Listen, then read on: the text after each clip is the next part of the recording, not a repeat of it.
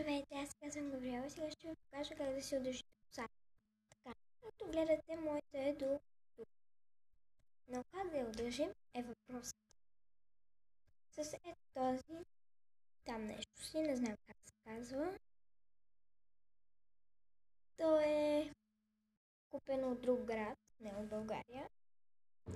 И също ще ви кажа, че ако искате да си удържите косата, трябва да се мажете от него, както аз. Сега ще си удържа косата, а го гледате, тя е тук и тук. Така. Взимам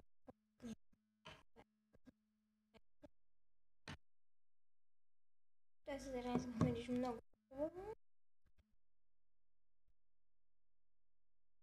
И мажете тук отдолу. Ето. Аз мажа. Мажа тук. Готово. Намазах. След един час косата ми трябва да стане перфектна дълга. Сега.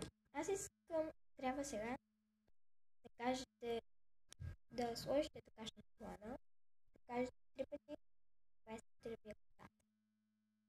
Аз искам да ми е до тук.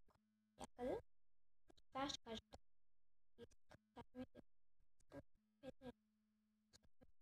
Така.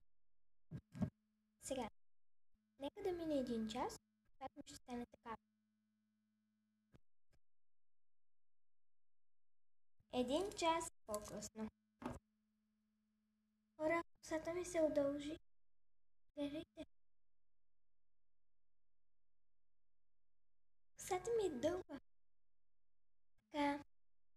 Хора, ако искате да пробвате моя начин, вземете този мехлем. Купен е от друг град, но влезем в моя сайт и го поръчайте. Той е 24 лева, рекламират го по телевизията също. Така, главите нагоре, палци нагоре за мен. Чао!